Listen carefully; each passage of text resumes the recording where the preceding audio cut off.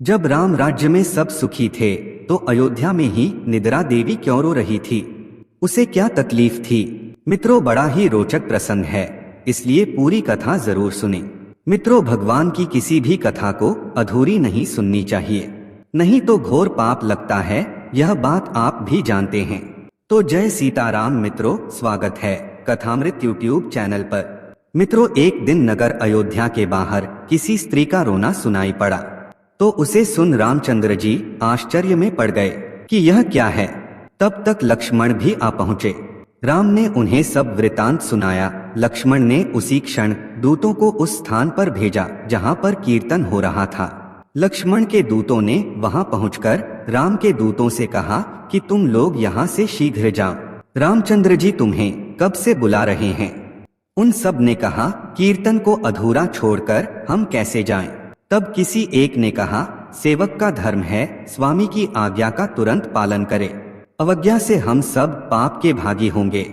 किसी ने कहा, यह राम कीर्तन जो स्वयं ही विविध प्रकार के सब पातकों का नाशक है, अब इसे त्याग कर कैसे जाएं? कुछ ने कहा, इससे तो स्वामी की प्रसन्नता ही होगी। तब लक्ष्मण के दूतों ने राम के पास जाकर उन सब का यह वृत्तांत कह सुनाया।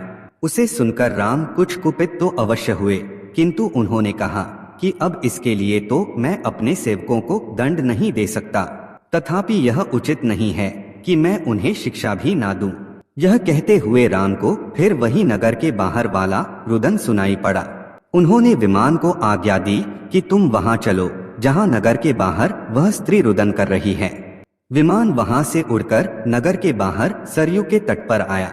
राम ने देखा कि काजल के समान काली कलुटी एक स्त्री वहां पर विलाप कर रही है।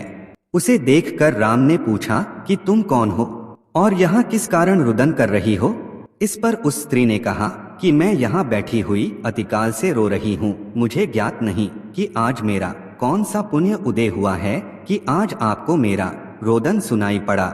हे प्रभु, जब पूर्व में ब्रह्मा ने मुझे बनाकर मेरा नाम निद्रा रखा तो कुंभकर्ण के दीर्घ सुख के लिए उसमें ही उन्होंने मुझे बसा दिया था।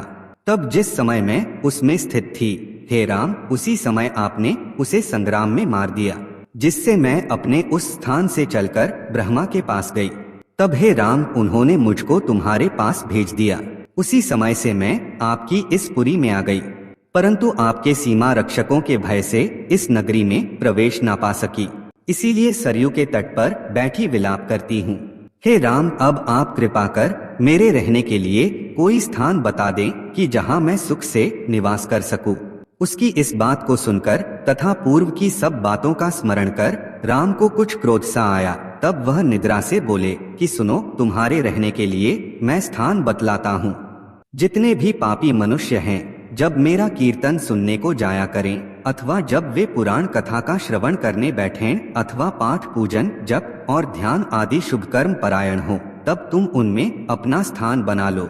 इस प्रकार जितने भी हीन प्रकृति के हों, चाहे वे देवता या मनुष्य कोई भी क्यों ना हो, जड़, बालक, गर्भिणी स्त्री, ज्यादा भोजन करने वाले, विद्यार्थी और श्रमिक मनुष्य में भी तुम्हारा वास हो। फिर जो लोग अधिक जागरण करते हैं, उन लोगों में भी मैं तुमको स्थान देता हूँ। मैं तुम्हें यह वर देता हूँ कि तुम इन सब पर अपना मोह जाल विस्तीर्ण करो। राम की यह बात सुनकर निद्रा प्रसन्न हो गई और उसने भगवान को प्रणाम किया। रामचंद्र जी भी अपनी नगरी में लौट आए, रात भर विश्राम किए। तब से निद्रा भी उन कथित स्थान में निवास करने लगी। यही कारण है कि जब कोई पापी जन पुण्य कर्म करने लगता है, तब उस पर निद्रा आक्रमण कर देती है। सहस्त्रों में कोई एक ही पुण्य आत्मा होता है जो निर्विघ्न शुभ कार्य कर पाता है। श्री राम के इसी वरदान के फलस्वरूप अधिकांश लोग कथा सुनते समय सो जाते हैं। कहीं आप भी तो नहीं सो गए? मजाक कर रहा हूँ मित्रों, आपकी जानकारी के लिए बता दूं कि यह कथा आनंद रामायण पर उल्लिखित है। तो मित्रों, आज का वीडियो यहीं तक। आपको राम राम।